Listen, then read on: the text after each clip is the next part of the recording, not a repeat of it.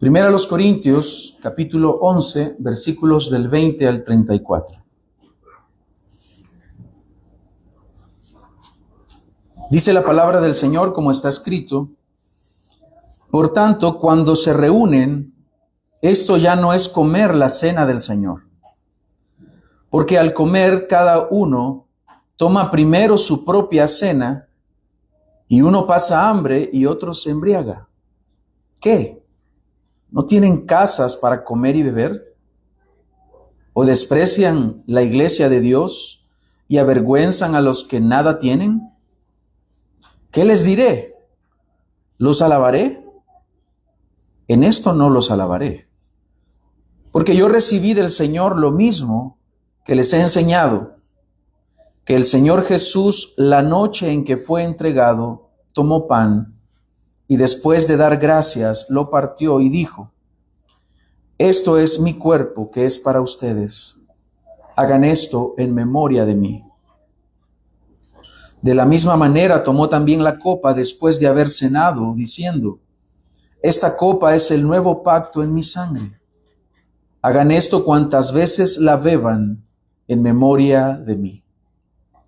Porque todas las veces que coman este pan y beban esta copa, proclaman la muerte del Señor hasta que Él venga. De manera que el que coma el pan o beba la copa del Señor indignamente, será culpable del cuerpo y de la sangre del Señor. Por tanto, examínese cada uno a sí mismo, y entonces coma del pan y beba de la copa. Porque el que come y bebe sin discernir correctamente el cuerpo del Señor, come y bebe juicio para sí. Por esta razón hay muchos débiles y enfermos entre ustedes, y muchos duermen. Pero si nos juzgáramos a nosotros mismos, no seríamos juzgados. Pero cuando somos juzgados, el Señor nos disciplina para que no seamos condenados con el mundo. Así que, hermanos míos, cuando se reúnan para comer, espérense unos a otros. Si alguien tiene hambre, coma en su casa, para que no se reúnan para juicio. Los demás asuntos los arreglaré cuando vaya. Oremos. Señor, te damos gracias por tu palabra, por la instrucción que viene a tiempo para nuestras vidas. Te suplicamos que nuestros corazones estén receptivos a lo que tú quieres enseñarnos hoy. Que no seamos nosotros mismos un tropiezo, que el predicador no sea un tropiezo, sino un medio que tú utilices para que podamos recibir tu palabra. Te suplicamos, Señor, que hables a tu iglesia, que podamos decir hoy que tus siervos, que tus hijos oyen, tus ovejas oyen al buen pastor. Gracias por esta oportunidad. Bendice tu palabra y sea sobre tu pueblo tu bendición. En el nombre de Cristo Jesús oramos. Amén y amén. En el sermón anterior correspondiente a esta serie de Primera a los Corintios, vimos cómo el apóstol Pablo está confrontando a los corintios por reunirse para lo malo. El sermón se tituló Reunidos para lo malo. Este sermón se llama La Cena del Señor. La Cena del Señor. Era evidente las divisiones que se estaban dando en aquella asamblea, y eso mostraba, según lo veíamos en los versículos del 17 al 19 de este mismo capítulo, algunos estaban reprobados delante del Señor porque simplemente se reunían para separar el cuerpo. Otros habían salido ya, y era evidente, como veíamos en la predicación anterior, que eran reprobados del Señor. Hay otro aspecto que estaba siendo afectado por este tipo de actitud, y es la cena del Señor. Muchas iglesias hoy en día ven con ligereza la cena del Señor. Ven como cualquier cosa, como algo que simplemente hacen los cristianos, y como es algo que hacen los cristianos, se da por hecho, se da por sentado y no se toma con la profunda reverencia y espiritualidad que corresponde. Yo creo que, según lo vemos en el texto, el apóstol Pablo no solo está pensando en un aspecto superficial de cómo se debe de tomar la cena del Señor, sino que él está pensando profundamente en el significado de la cena del Señor.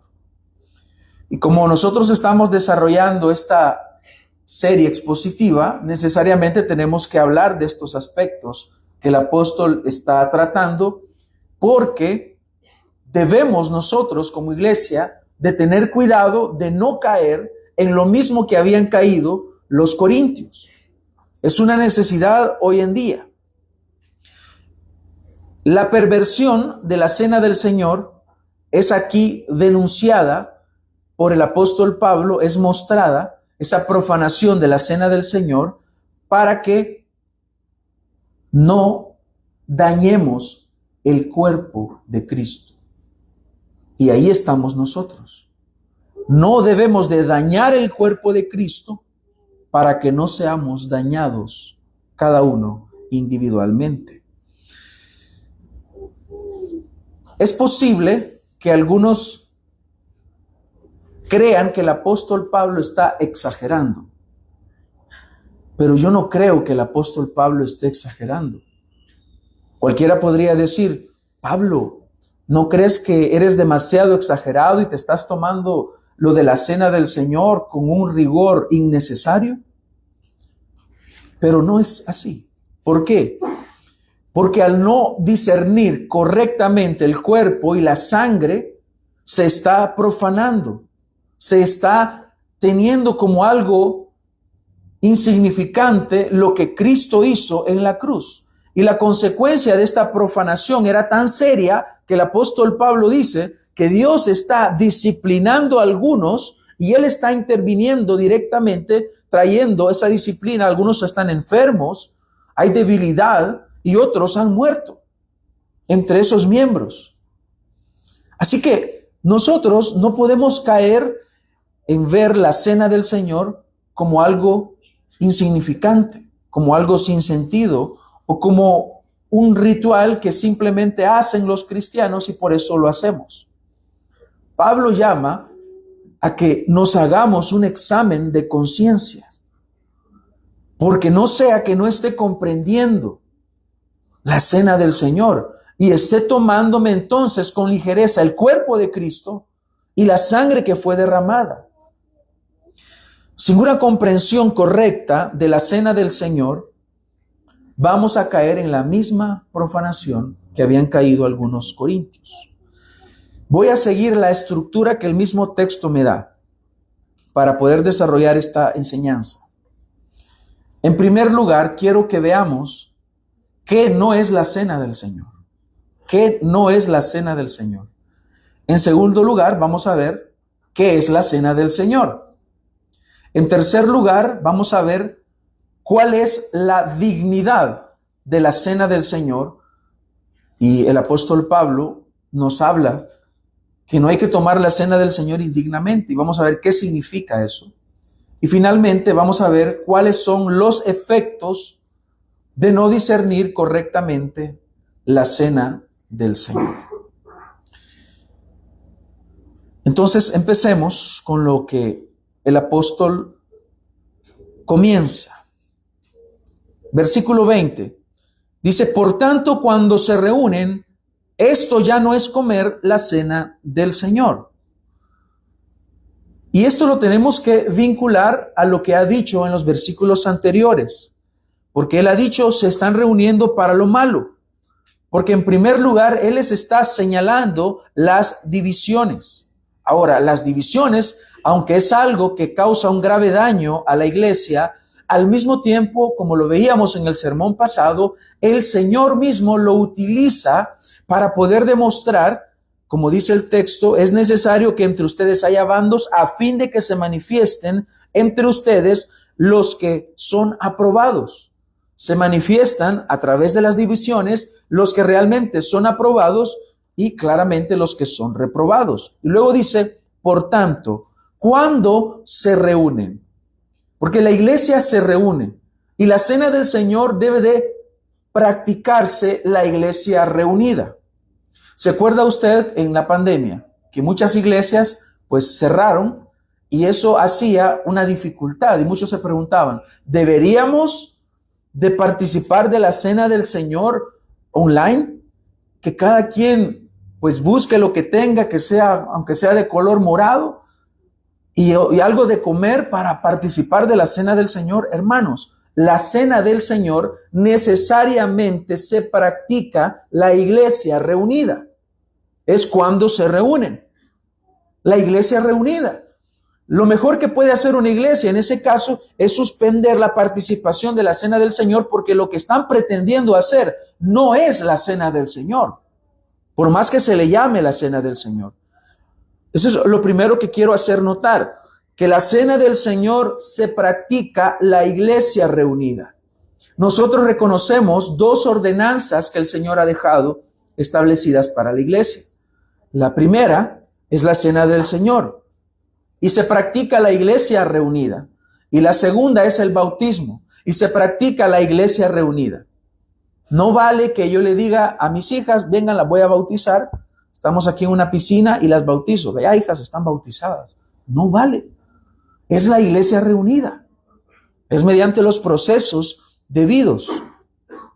Así que el apóstol comienza diciéndoles el diagnóstico de lo que está sucediendo con ellos.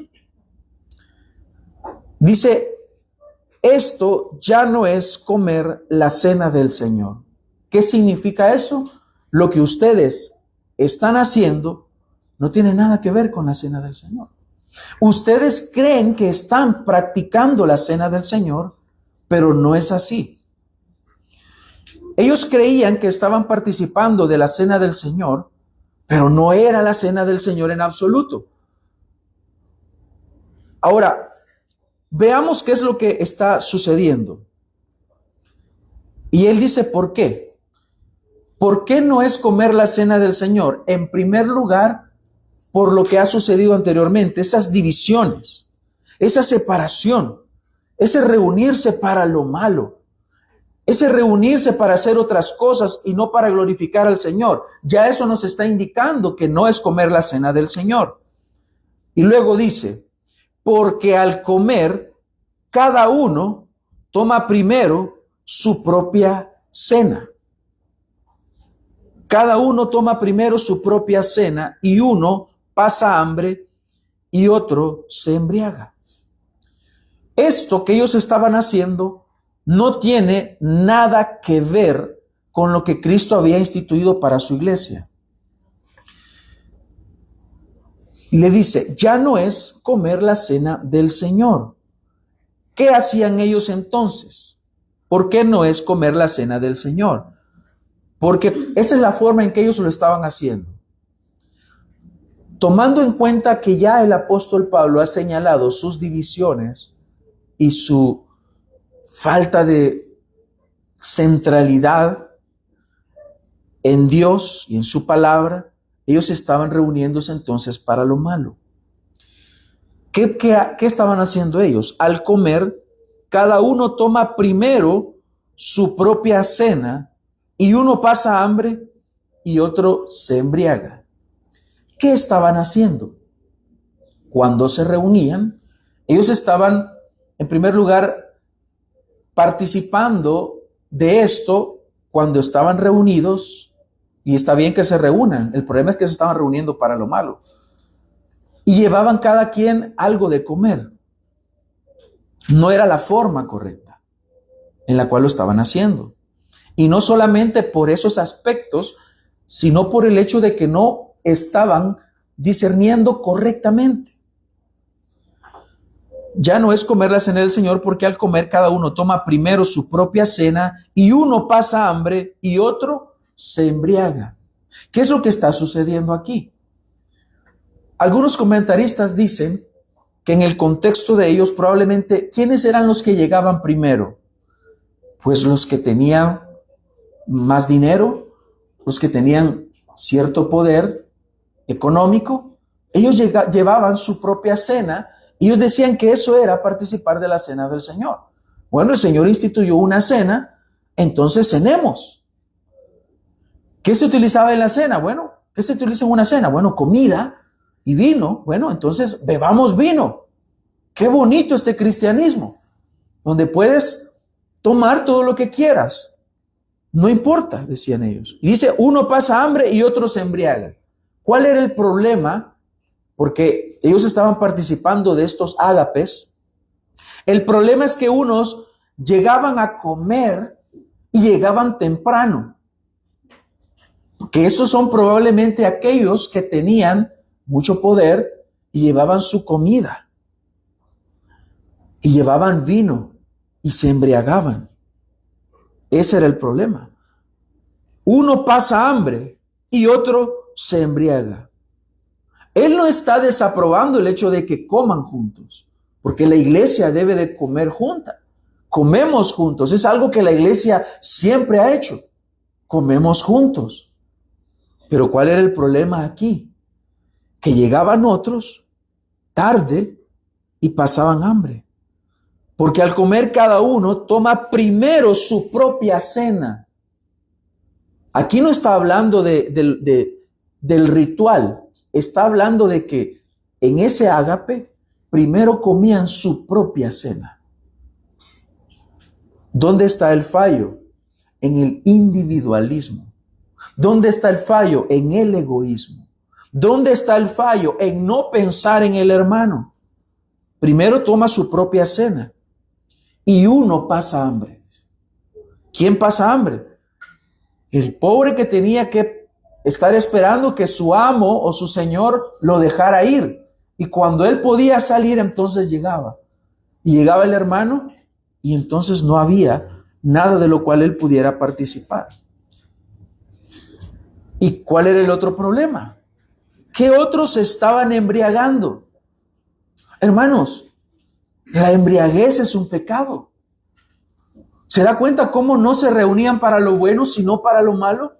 Se reunían para despreciar al cuerpo de Cristo. Porque si tú desprecias a uno de tus hermanos, estás despreciando a todo el cuerpo de Cristo. Por más que diga, yo tengo un problema solo con este hermano. No, lo tienes con todo el cuerpo. ¿Por qué decimos esto? ¿Qué es lo que dice el apóstol?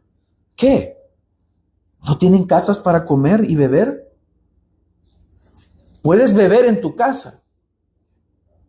Él no está diciendo, puedes ir a embriagarte a tu casa. No dice eso.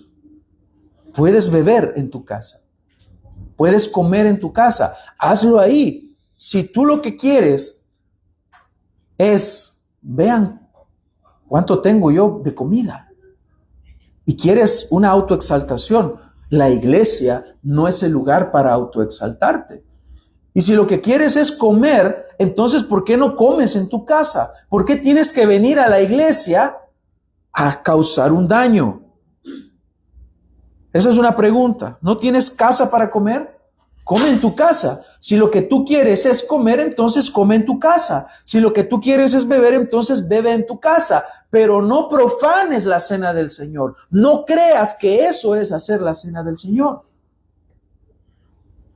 Luego, segunda pregunta. ¿O desprecian la iglesia de Dios y avergüenzan a los que nada tienen? Vea la pregunta. Son preguntas retóricas. Son preguntas que la respuesta es obvia. La primera era, no tienen casas para comer, y la segunda es, o desprecian la iglesia de Dios porque caían en ese desprecio. Estás despreciando a la iglesia de Dios con tu actitud. No es hacer la cena del Señor. Por lo tanto, el apóstol está totalmente indignado. Hermanos, la iglesia no debe de ser un lugar en el cual se desprecia a otros. Dice el Señor que en el Señor no hay rico ni pobre. ¿Pero en qué sentido es, hermanos? Es que claro, hay unos que tienen más que otros. El problema no es ese. El problema es el desprecio al que no tiene. Santiago habla de eso. Es increíble. Cuando leemos a Santiago, no nos podemos ni siquiera imaginar cómo es eso que al pobrecito le decían, siéntate aquí. Aquí siéntese, hermano, aquí en el suelo, para que oiga. Pero cuando llegaba uno con poder, con dinero y con riqueza, los primeros lugares. No me refiero a los hermanos acá. Caían en un desprecio. No desprecies. No desprecies a tu hermano, porque estás despreciando a Cristo.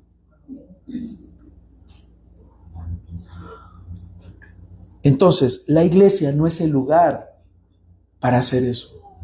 Él no está diciendo, oh, les prohíbo comer. No, es el objetivo que persigue. Si lo que quieres es simplemente comer, come en tu casa, haz un asadito e invita a los que quieras, pero no vengas a la iglesia a querer hacer eso. Porque eso no es la cena del Señor. Entonces, ese desprecio afectaba la cena del Señor. Porque cuando ellos ya querían participar de la cena del Señor, entonces, ¿qué sucede? Su pecado, su desprecio, hace que de lo cual ellos participaran ya no fuera la cena del Señor. Entonces, no está prohibiendo los ágapes. La iglesia los ha hecho siempre. Siempre hay un momento para comer. El problema era el desprecio en el que habían caído en esos ágapes. Y en la tercera pregunta les dice, ¿qué les diré? ¿Los alabaré? En esto no los alabaré. Si usted recordará, en el capítulo 11, versículo 2, dice, los alabo porque en todo se acuerdan de mí y guardan las tradiciones con firmeza. Estaban guardando las instrucciones. Tradiciones significa las instrucciones que habían recibido. Pero en esto no lo estaban haciendo bien. Y eso es parte de la veracidad con la que debe de hablar un ministro, un pastor. Un pastor alaba cuando hay que alabar. Es decir, no alabar en el sentido de que alabamos a Dios, sino cuando alguien hace notar algo que se está haciendo bien. Y el apóstol Pablo es fiel en esto. Yo los alabo en esto, pero en esto no puedo alabarlos. Es decir, no puedo decir que esto lo están haciendo bien. Este aspecto de la tradición no lo están haciendo bien. Porque esta es una tradición, hermanos. Es una tradición correcta. ¿Por qué? Porque más adelante dice, porque yo recibí del Señor lo mismo que también les he enseñado. Eso es tradición. Hay tradiciones que son pecaminosas, que son paganas, que son despreciables. Pero esto que hemos recibido del Señor, debemos de seguir participando en ello y debemos de hacerlo correctamente. Entonces, claramente, hermanos, la cena del Señor que ellos estaban practicando no era la cena del Señor. No era una comida privada. Y ellos lo estaban manejando como una comida privada. Tampoco la cena del Señor, hermanos, es un acto meramente social o comunitario. Tanto se ha tergiversado esto que, por ejemplo, muchos creen que la cena del Señor, pues, se le puede dar a cualquiera. Otros, por ejemplo, lo incluyen en su boda. Si usted quiere que yo lo case, yo no le voy a permitir que usted participe de la Santa Cena. Muchos, por querer parecer tan espirituales, ponen el lazo, ponen todo, ¿verdad? Los símbolos que se pueden utilizar y agregan la cena del Señor. Hermanos, por muy santo que eso parezca, eso es una tergiversación o una profanación de la cena del Señor. Porque ahí están todos viendo a los novios que se están dando la cena. Hermanos, eso no es la cena del Señor. La cena del Señor es algo comunitario. La cena del Señor es donde la iglesia toda participa. Entonces, debemos entender que no podemos caer en este tipo de desprecio de la iglesia de Dios. Si usted no incluye a la iglesia de Dios, entonces usted está despreciando a la iglesia de Dios. La cena del Señor es algo que por naturaleza, y repito, la cena del Señor por naturaleza es comunitaria. La cena del Señor por naturaleza es algo en lo que participa la iglesia.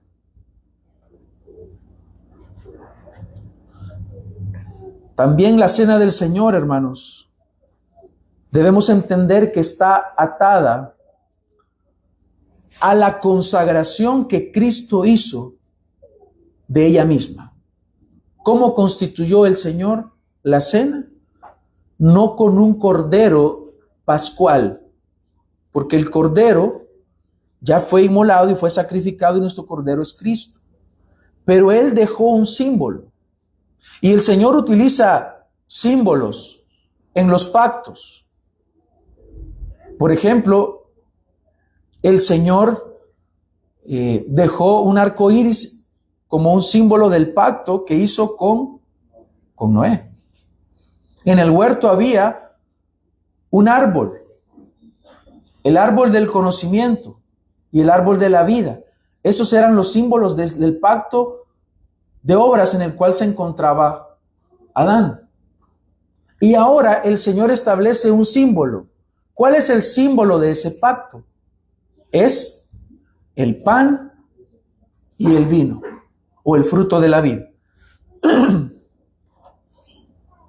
Él deja estos símbolos. Y tal vez usted ya habrá escuchado en cierta ocasión el maestro R.C. Sproul. Hay un video por ahí muy famoso, muy viral, de R.C. Sproul, que él sale enseñando acerca de la cena del Señor, que una vez un joven le preguntó, ¿y por qué no podemos utilizar una hamburguesa y una soda en la cena del Señor? Y él expresa que él se indignó y se ruborizó del enojo, porque no es lo que el Señor ha consagrado, le dice. Y es claro, lo que el Señor ha consagrado es el pan y el fruto de la vid. Y esto, hermanos, es importante entender porque la iglesia ha de participar con ellos. La iglesia no va a cambiar lo que el Señor nos ha dejado establecido. Una forma en la cual lo hace la Iglesia Católica o la secta de Roma es mediante lo que se conoce como la hostia. Yo no sé si usted se ha preguntado por qué solamente el cura bebe de la copa. ¿Y por qué no hubo un tiempo en el cual le daban a la gente? Luego se les ocurrió, pues ellos dicen que ese es el pan y lo mojan y se lo dan a la gente ya mojado. Y ahí ya participaste. Estas podrían ser tergiversaciones. Pero Pablo nos dice que esto incluye el pan e incluye, en la palabra pan puede ser, hay dos palabras en el griego, puede ser artos o puede ser ácimos. Es decir, el pan puede ser ácimos sin levadura o el pan puede ser pan común. En cuanto al vino, bueno, hay iglesias donde no utilizan vino. Nosotros podemos utilizar vino porque es lo que el Señor consagró, o el fruto de la vid. Preferiblemente, las hermanas se encargan de preparar ese fruto de la vid, ese vino, y la palabra de Dios no nos dice qué tantos grados de fermento tiene que tener. El problema no es el fermento. Puede ser ese fruto de la vid, es lo que el Señor bendijo, es lo que el Señor consagró y eso es lo que utilizamos. Entonces, puede ser que vaya con fermento o puede ser que no. Y aquí se llega a un tema de conciencia. Tal vez algunos pueden dañarse su conciencia, pero déjeme decirle que eso es lo que el Señor consagró. Y nuestro propósito no es embriagarlo. Usted no se va a embriagar con un sorbo que utilice en la copa. En los evangelios, en Mateo 26, 29, en Marcos 14, 25 y en Lucas 22, 18, a lo que está en la copa, el Señor le llama Genemates ampelo, que es el fruto de la vid. Y así es como usted lo va a encontrar, el fruto de la vid. Ya existía una palabra para el vino que es oinos, de ahí viene la palabra vino.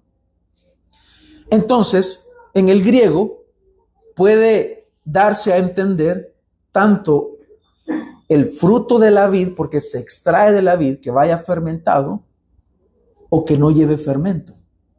Igual sigue siendo el fruto de la vid. Así que la palabra de Dios nos dice que estos son los elementos consagrados. Ellos estaban utilizando vino, sí. Veo yo que si se embriagaban es porque había vino, no había cerveza, hermano. El Señor no consagró la cerveza. El Señor no consagró el tequila. El Señor no consagró nada de eso. El Señor que consagró el vino, que era lo que en aquel entonces se utilizaba vino. Y es más, creo que utilizaban más vino que agua. ¿Había agua? Claro que había agua. Pero ¿qué es lo que consagró el Señor? El vino, el fruto de la vid. Y el pan, para que representara el cuerpo. Eso es lo que el Señor utilizó en este pacto. Dice el Señor, este es el nuevo pacto en mi sangre. Pero como no podemos beber la sangre de Cristo, bebemos lo que representa o el símbolo de la sangre de Cristo. Es lo que el Señor ha consagrado y es lo que utilizamos. Entonces, en segundo lugar, habiendo visto que lo que ellos no utilizaban o no hacían correctamente la cena del Señor, veamos entonces qué es la cena del Señor. Versículo 23. Porque yo recibí del Señor lo mismo que les he enseñado. Y esto es lo que usted escucha constantemente cuando participamos de la cena del Señor. Precisamente aquí es donde nos basamos para desarrollar el ritual de la cena del Señor. Porque yo recibí del Señor lo mismo que les he enseñado. Es una tradición, es algo que recibimos del Señor y es algo que seguimos transmitiendo a las siguientes generaciones de cristianos. Que el Señor Jesús, la noche en que fue entregado, tomó pan. Él no tomó un cordero. Lo que celebramos no es la Pascua judía. ¿Qué es lo que Él tomó? Pan. Eso es lo que Él tomó. Pan. Lo más probable es que fuera un pan ácimo, porque en el contexto en el que se encontraba era eso lo que había. Pan sin levadura. Tomó pan. Después de dar gracias, lo partió y dijo, esto es mi cuerpo que es para ustedes. Hagan esto en memoria de mí. De la misma manera tomó también la copa después de haber cenado, diciendo, esta copa es el nuevo pacto en mi sangre. Hagan esto cuantas veces la beban en memoria de mí. Porque todas las veces que coman este pan y beban esta copa, proclaman la muerte del Señor hasta que Él venga. Entonces, habiendo visto que no es la cena del Señor, Pablo procede a fundamentar su corrección en la institución misma que recibió de Cristo. Él va con toda la autoridad. Él no fue despacio, sino que se fue al origen de estos símbolos. Y dice, porque yo recibí del Señor. Es decir, lo que yo les voy a decir ahora viene del Señor. No es paulino, no es petrino, es algo que viene de Cristo. Ahora, yo quiero mostrarle qué es la cena del Señor, utilizando algunas secciones de esta parte que acabamos de leer. En primer lugar, yo quiero que usted vea que la cena del Señor es una cena pactual. En primer lugar, es una cena pactual. Para esta primera definición, podemos ver el versículo 25, donde dice, de la misma manera tomó también la copa después de haber cenado diciendo, esta copa es el nuevo pacto en mi sangre. Nuevo pacto en mi sangre. La cena del Señor puede ser también entendida como un sacramento. Hay palabras que usted dirá, uy, eso suena muy católico. Y yo lo entiendo, pero las palabras tienen su origen. El término sacramento proviene del latín, o cuando se transliteró al español, provenía de la palabra mysterion, mysterion. En los primeros siglos, el culto cristiano se solía dividir en dos partes. La primera parte contenía la predicación de la palabra de Dios, en la cual participaban todos los creyentes y habían todo tipo de asistentes. Habían también los que estaban siendo preparados para ser bautizados ahí. Los que se conocen como, tal vez usted ya los habrá escuchado, los catecúmenos. Catecúmenos son aquellos principiantes, ellos están siendo preparados. Ellos estaban presentes en esa parte de la reunión. Pero cuando venía la segunda parte de la reunión, que era la celebración de la Cena del Señor, la cual se hacía todos los domingos, no una vez al mes, nosotros lo hacemos una vez al mes, pero en un inicio la Cena del Señor se hacía todos los domingos, en la noche. En esta reunión, ya en esta segunda parte de la reunión, todos aquellos que no estaban bautizados y que no pertenecían a la comunidad local, entonces se salían. Por eso se le llamaba misterio. ¿Por qué? Porque muchos especulaban y decían, a saber qué estarán haciendo. Y cuando escuchaban tal vez desde afuera, tomen, coman, este es mi cuerpo que es partido por ustedes, muchas personas llegaron a pensar que lo que hacían los cristianos era canibalismo, que se comían a alguien, era un misterio. Llegaron a esas instancias las mentes fantasiosas de las personas. Con el paso de los siglos, se fue dando este tipo de especulación y poco a poco fueron dándose algunos cambios. Agustín de Hipona definió los sacramentos como las palabras visibles de Dios. Usted escucha la palabra, pero por medio de estos sacramentos o por medio de la participación de la Cena del Señor, usted puede ver que hay una representación. Lo mismo sucede con el bautismo. La persona que es bautizada no la podemos enterrar, ¿no? Así que lo que hacemos es que utilizamos el agua para representar su muerte. Y cuando la persona sale de ahí, está representando que tiene una nueva vida. Asimismo, en la Cena del Señor, utilizamos el pan para representar el cuerpo. Y también utilizamos el fruto de la vid para representar la sangre. Pero ojo con esto, hay un nuevo pacto. Hay algo nuevo. El Señor está diciendo, estoy inaugurando un nuevo pacto. Este pacto ya no es en la sangre de machos cabríos, que deben de ser estos machos cabríos entregados en el templo o entregados en el tabernáculo, sino que ahora lo que tenemos es un nuevo pacto. Ya es en mi sangre, dice el Señor.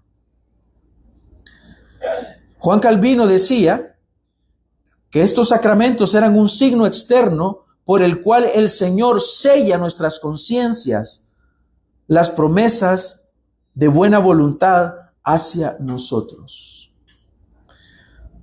Thomas Watson decía que sencillamente eran sermones visibles. Usted puede ver lo que usted bebe no es la sangre de Cristo, pero representa y le recuerda que usted está en un nuevo pacto. Y también le recuerda algo, que esa copa es dulce y que hubo alguien que bebió la copa amarga. Así que la expresión nuevo pacto nos lleva directamente a recordar el cumplimiento de las promesas que estaban en el antiguo pacto, que nos hablaban, por ejemplo, Jeremías 31:31. Nos habla de un nuevo pacto que debía ser establecido. Y que Hebreos nos dice que son sobre mejores promesas.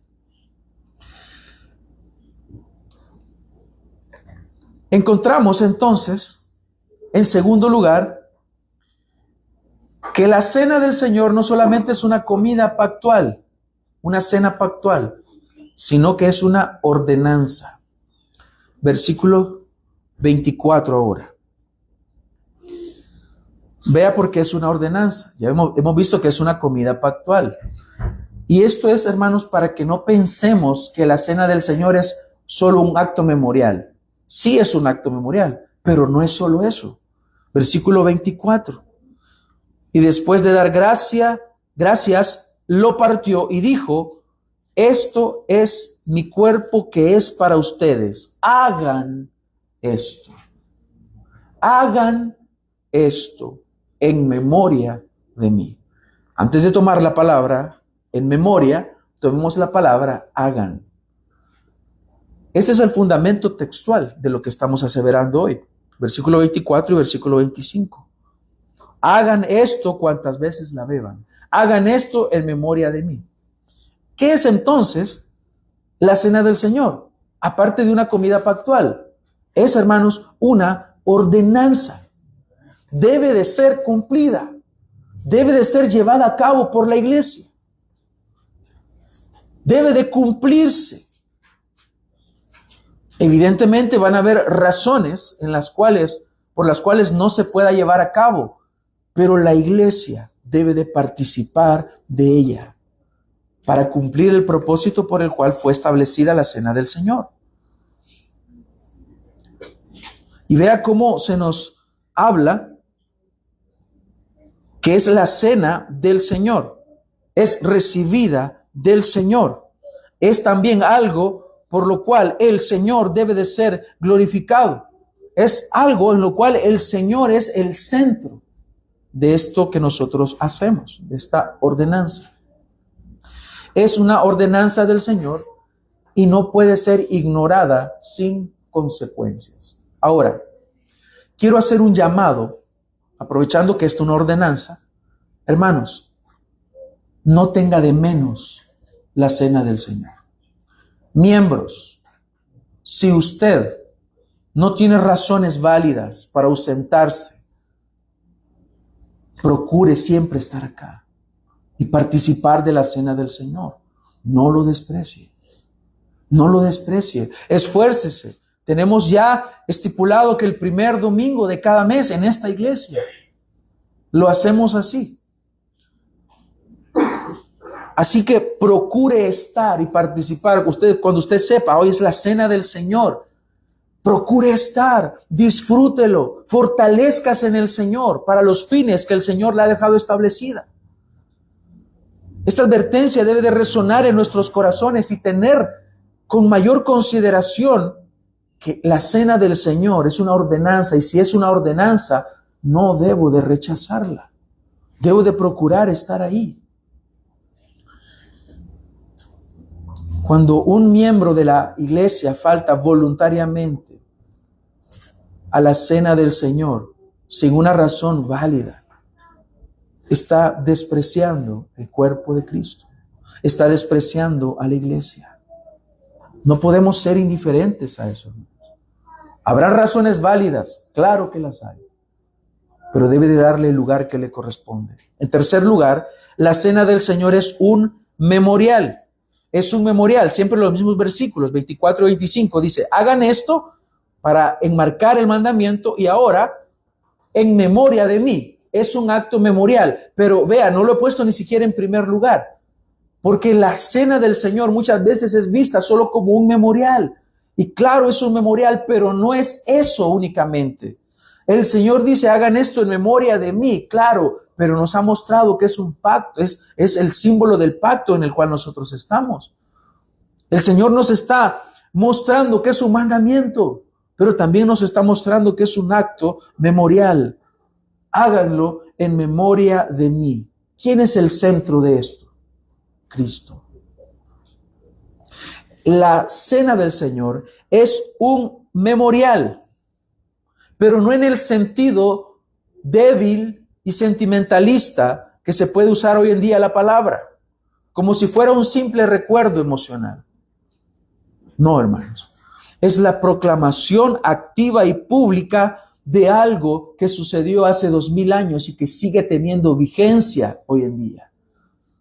En el año 1400, en el año 1500, en el año 1600, en el año 800, después de Cristo, sigue siendo necesaria la muerte de Cristo para la salvación de los pecadores. Por lo tanto, sigue siendo algo que debemos de proclamar, un mensaje que debe de ser proclamado por los creyentes, por los cristianos. No debes dejar que esto muera. Es lo que hemos recibido del Señor. Y tú como cristiano debes de velar porque esto se siga haciendo, porque es un mandato, porque es una señal del pacto y porque es un acto memorial.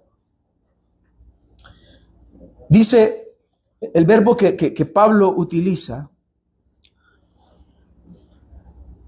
eso lo dice en el versículo 26, porque todas las veces que coman este pan y beban esta copa, dice, proclaman la muerte del Señor. Proclaman la muerte del Señor. ¿Qué hace la iglesia cuando participa de la cena del Señor? Proclama la muerte del Señor. Esa muerte que fue necesaria para el perdón de tus pecados. Esa muerte que fue necesaria para que tú fueras incluido en la familia de Dios. Para que tú fueras un redimido. Por lo tanto, significa que la cena del Señor es una forma visible de predicación. Hermanos, con la cena del Señor, la iglesia está predicando. Tú te vuelves un predicador de la verdad del Evangelio al participar de la cena del Señor. Cada vez que la iglesia se reúne para participar de la cena del Señor, la iglesia está predicando con pan y con vino. Con ese pan y esa copa, estamos recordando la muerte vicaria de Cristo.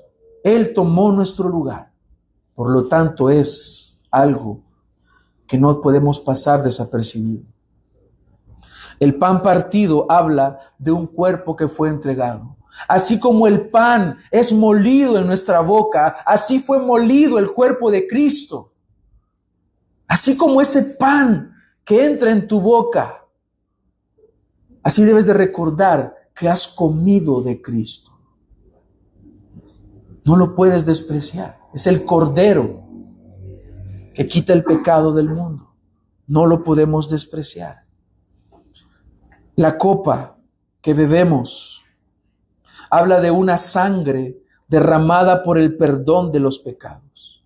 La cena del Señor, entonces, hermanos, es el evangelio predicado de forma visible.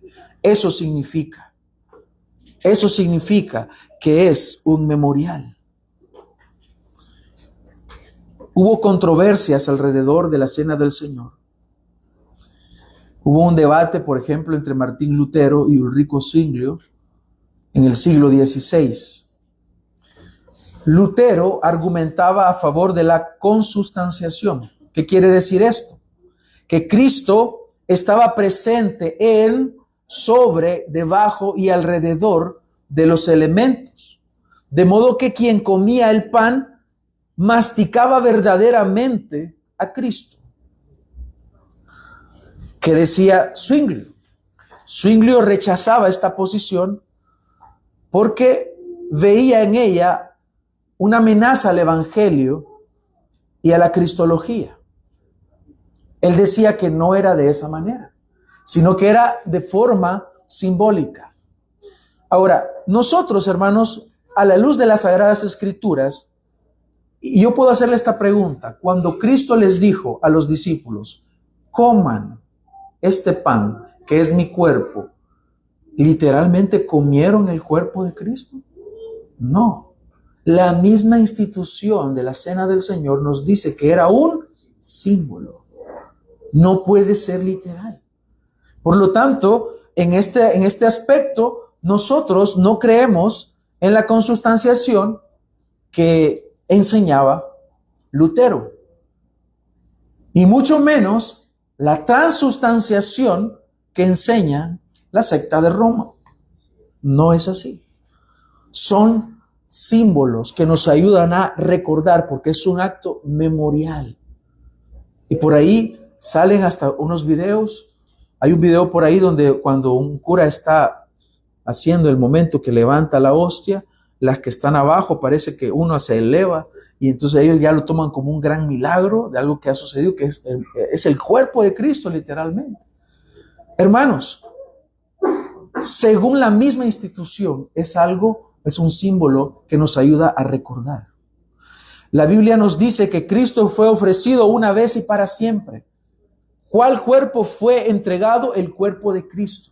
Por lo tanto, el cuerpo humano de Cristo, debemos decir que está sentado a la diestra de Dios Padre, que es un cuerpo glorificado. Así que, ¿cómo es que el Señor está presente?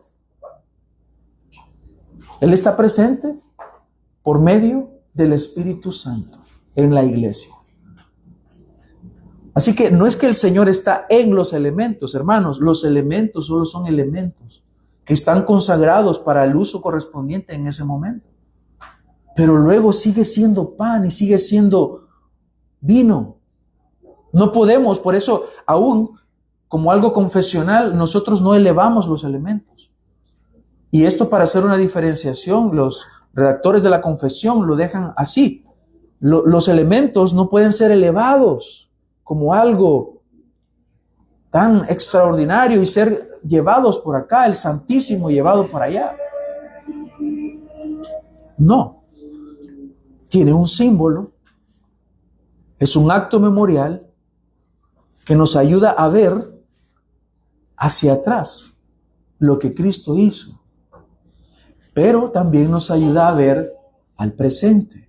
Tú hoy eres parte del cuerpo de Cristo, pero al mismo tiempo nos ayuda a ver al futuro. Nos recuerda una promesa, que Cristo ha de regresar. Por eso dice, esta copa proclaman, porque todas las veces que coman este pan y beban esta copa, proclaman la muerte del Señor hasta que Él venga. Entonces Él va a volver. Él va a regresar. Y esa es una promesa. Porque cuando Cristo regrese, entonces le veremos tal como Él es. ¿Por qué? Porque seremos como Él es. Y el cuarto que voy a mencionar es un medio de gracia. Es un medio de gracia. Para esto quiero que veamos en el capítulo 10, versículo 16. Aquí le llama la copa de bendición el apóstol.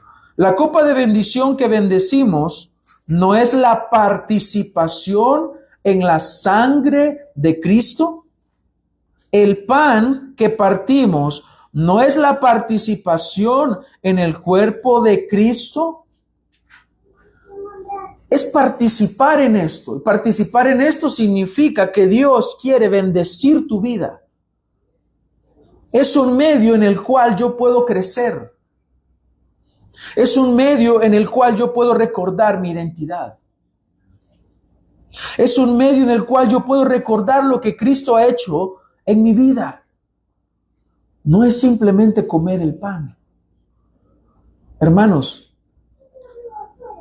sin despreciar los elementos, el mayor beneficio está en el discernimiento y no en lo que yo como. El mayor beneficio está en discernir quién soy yo en Cristo, qué es lo que Cristo ha hecho por mí. Y si he pecado, hermanos, más adelante dice, por tanto examínense cada uno a sí mismo y entonces coma del pan y beba la copa. Ahora, al examinarme, ¿qué voy a encontrar? Examínese, dígame cuál es la constante, qué es lo que siempre va a encontrar. Pecado.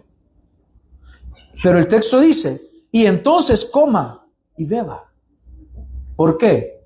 Porque en la cena del Señor yo voy a encontrar las palabras que siempre están para el creyente arrepentido.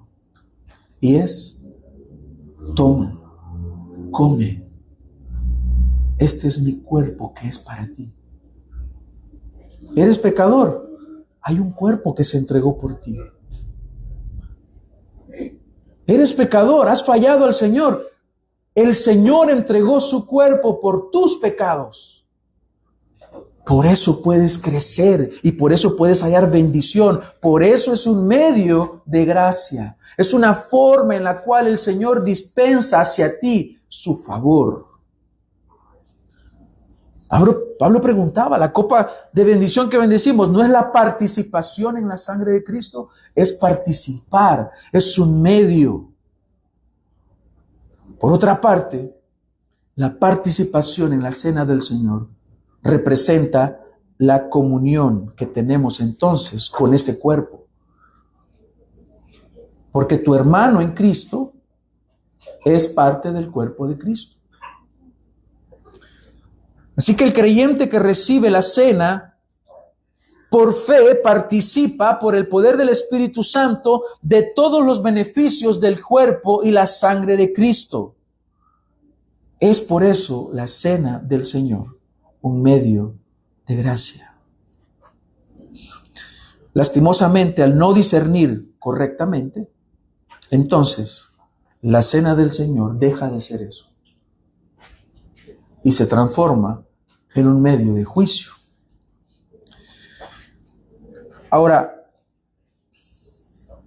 vea usted lo que hemos visto, que no es, qué es, qué representa, y permítame concluir con la dignidad de la cena del Señor, lo cual nos servirá para prepararnos también para que hoy podamos participar de la cena del Señor. Partamos del versículo 27. Dice, de manera que el que coma el pan o beba de la copa del Señor indignamente será culpable del cuerpo y de la sangre del Señor. Y aquí viene una advertencia y surge la pregunta. Y le podemos decir al Señor, Señor, tú quieres que participemos entonces dignamente, porque si yo participo indignamente, voy a ser culpable del cuerpo y de la sangre de Cristo. Entonces, la pregunta, ¿qué es participar indignamente? Yo aquí espero corregir un pensamiento muy común que adoptamos de otras iglesias en las cuales estuvimos. Le dicen a uno, hay iglesias, por ejemplo, donde la cena del Señor no se celebra muy continuamente. Yo estuve en una iglesia en donde se celebraba 3 veces al año. Y entonces, hermanos, viene un evento y vamos a tener cena del Señor. Entonces, todos, una semana antes, había un culto que se llamaba el culto del perdón. Y había que pedirle perdón a medio mundo porque quería participar de la cena del Señor. Y entonces es como una especie de purificación. Ahora, yo tengo un problema con esto. Porque se llega a pensar que la dignidad es estar sin pecado. Y cuando estoy sin pecado, entonces sí puedo participar. Entonces se hacen este tipo de actos de manera que existe una cierta preparación. Y está bien si hay una preparación. El problema es creer que yo durante una semana no voy a pecar y que entonces sí voy a ser digno. Por el otro lado, no quiero caer en lo otro de lo que estamos luchando aquí, que es la profanación. Eso es el otro extremo. Pero es imposible que cuando usted termine esa supuesta semana de preparación y purificación, usted no haya pecado una sola vez. Es imposible. Hermanos, la dignidad no es en ese sentido. Dejemos que el texto nos responda. ¿Cuál es esa dignidad? ¿Qué debo de hacer para no ser culpable de la sangre del Señor y del cuerpo de Cristo? Por tanto, examínese cada uno, versículo 28, a sí mismo. Vea, hay que examinar al hermano, ¿verdad que no dice así? Dice, examínese a sí mismo. Hermano, no vea para afuera, vea para adentro. Véase a usted mismo. Examínese cada uno a sí mismo y entonces coma del pan y beba de la copa. El texto no dice, y si se halla puro y si se halla perfecto al examinarse, entonces puede comer. No. Dice 29, porque el que come y bebe sin discernir correctamente el cuerpo del Señor, come y bebe juicio para sí. ¿Qué es entonces comer indignamente? Es, según el mismo texto que estamos leyendo, es no discernir correctamente el cuerpo y la sangre del Señor, porque si no estoy comiendo juicio para mí mismo. ¿Qué significa? Estoy teniendo la muerte de Cristo como algo vano, no tiene sentido, no tiene gozo, no tiene aprovechamiento, no tiene nada. Entonces, significa que soy culpable de ello. Dicho de otra manera, yo tengo que ver si soy un verdadero creyente. Y no es que cada vez, si yo estoy seguro de quién soy en Cristo, si yo estoy seguro realmente que soy un verdadero hijo de Dios, entonces, hermano amado, hermano querido, déjame decirte que el cuerpo y la sangre de Cristo es lo que ha hecho posible que tú seas un verdadero creyente. Solamente recuerda lo que Cristo hizo por ti en la cruz y bebe y come el pan y bebe la copa. No es, que esta semana no voy a ver televisión para poder tomar la cena del Señor. No es en ese sentido, hermanos. Limpiémonos de ese mal entendimiento, porque no es lo que el texto nos dice. Si eso dijera el texto, hermano, yo con gusto se lo enseñaría, pero dice el texto que si alguien come y bebe sin discernir correctamente el cuerpo del Señor, come y bebe juicio para sí. ¿Qué significa? Significa que el Señor lo habrá de castigar. Esa es la dignidad, hermanos. De eso se trata. Usted nunca será perfecto. Nunca en este cuerpo. Nunca será perfecto. Si hablamos de ese tipo de dignidad, nadie podría tomarla. Nadie podría tomarla. Entonces, eso nos lleva al último punto.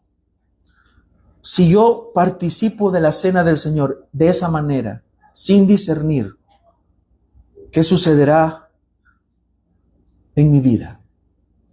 Veamos en última instancia los efectos de no discernir correctamente la cena del Señor.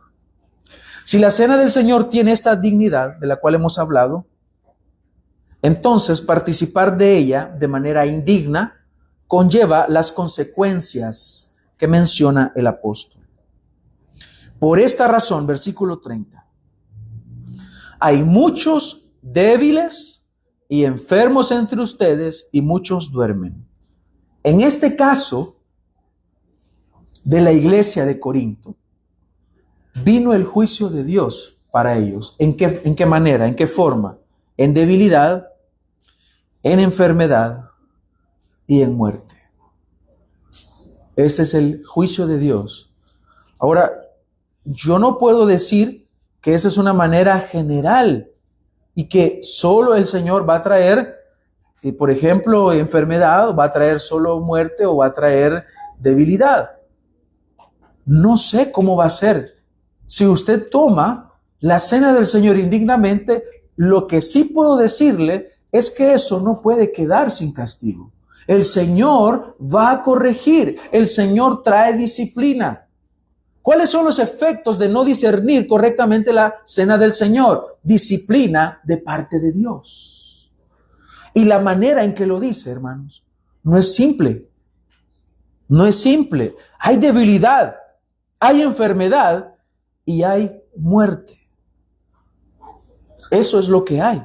Cuando alguien se toma con ligereza la cena del Señor, que representa la muerte de Cristo, su pacto y todo lo que hemos visto. Por eso no lo podemos tomar con ligereza. Versículo 31. Pero si nos juzgáramos a nosotros mismos, lea, si usted se juzga a usted mismo, si usted se examina a usted mismo, dice, no seríamos juzgados. Aquí significa no recibiríamos ese castigo de parte de Dios. ¿Qué tenían que hacer? Examinarse. ¿Qué tenían que hacer? Evaluarse ellos mismos para discernir correctamente. Pablo nos está diciendo, si tan solo nos juzgáramos a nosotros mismos, porque recuerde, el juicio no es hacia el hermano, el juicio es hacia usted mismo. Pero cuando somos juzgados, el Señor nos disciplina. ¿Qué significa acá? Cuando viene la disciplina del Señor, significa que Él lo que quiere es el bien para nosotros. ¿Por qué? Él no disciplina al mundo, hermanos. Por eso dice aquí, para que no seamos condenados con el mundo.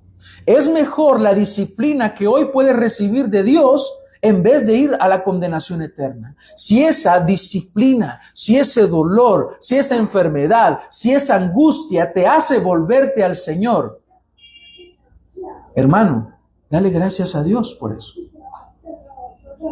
Porque el padre que ama a sus hijos los disciplina. Si no fueras hijo, entonces el Señor te deja.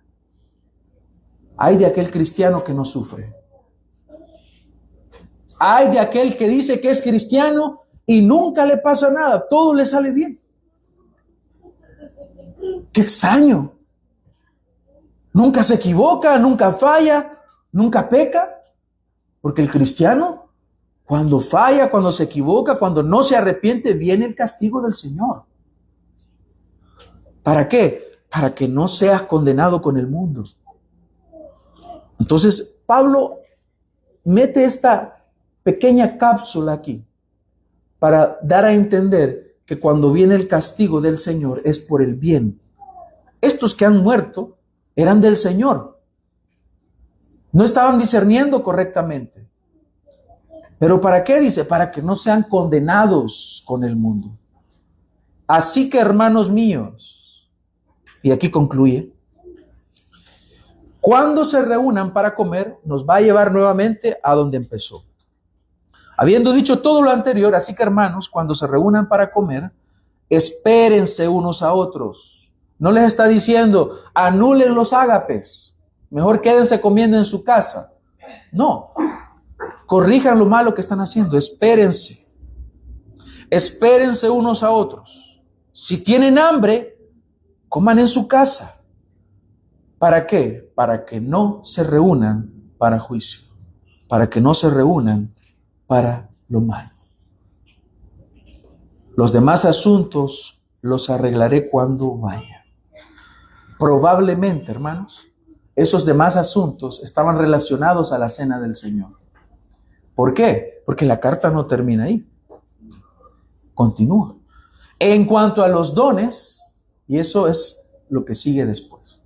Entonces, nos vamos a quedar acá en este versículo 34, donde ha dicho, si alguien tiene hambre, coma en su casa, para que no se reúnan para juicio. Es decir, para que cuando participen de la cena del Señor y estén haciendo todo eso malo que están haciendo, no venga el juicio. Mejor abandonen eso y corrijan lo que están haciendo, corrijan el desprecio que están haciendo por la cena del Señor, por el cuerpo de Cristo.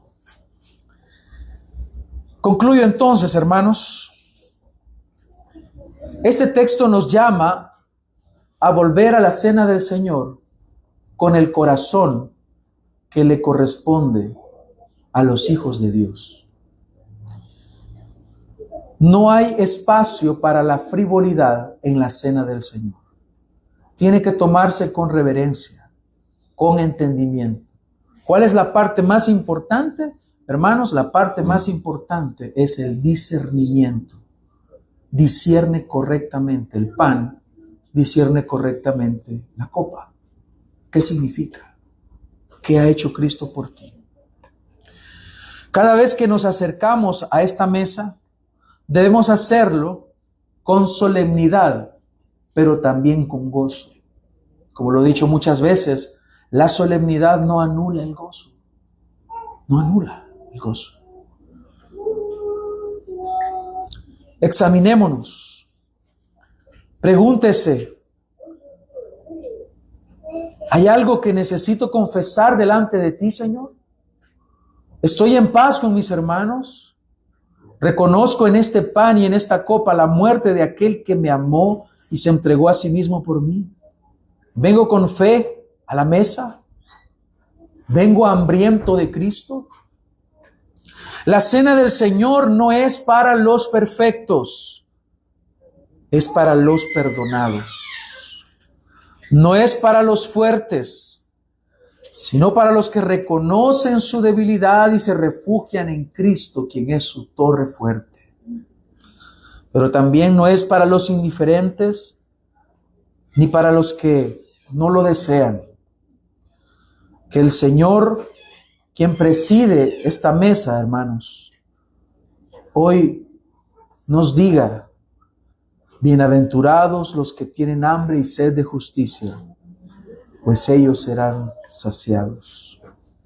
Que el Señor nos conceda venir a su mesa con reverencia, con fe y con amor fraternal, y con la esperanza escatológica de que Cristo habrá de regresar un día por su pueblo. Proclamamos su muerte entonces, anunciamos su resurrección, proclamamos que Él ha de venir, porque el que ha de venir vendrá y no tardará. Tengamos ahora nuestro tiempo en la cena del Señor. Oremos. Señor, te damos las gracias porque nos recuerdas algo tan especial y hermoso que ha sido instituido para tu iglesia. No somos perfectos, somos débiles, fallamos continuamente, pero ahora te pedimos, Señor, que nos ayudes a que podamos discernir correctamente el cuerpo y la sangre del Cordero, aquel Cordero que quita el pecado del mundo. Al mismo tiempo que podamos ver en la cena del Señor una comida pactual, que podamos ver en la cena del Señor un memorial, una ordenanza, que podamos deleitarnos en ella como un medio de gracia. En el nombre de Cristo Jesús oramos. Amén y amén.